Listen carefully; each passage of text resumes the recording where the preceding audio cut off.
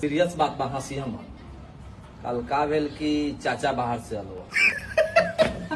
चाचा बाहर से आलो। सीरियस बात।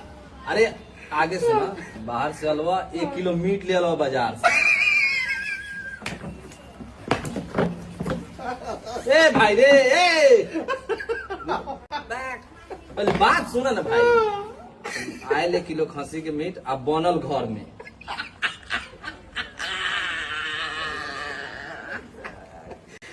अरे भाई चुप रहा ना 1 मिनट। घरे बनल, चाचा भर पेट खलवा। देख यार पहले बातवा सुन ना यार।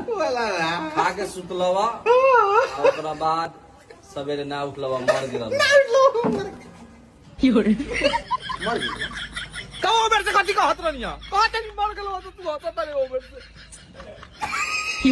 बाप रे दादा रे।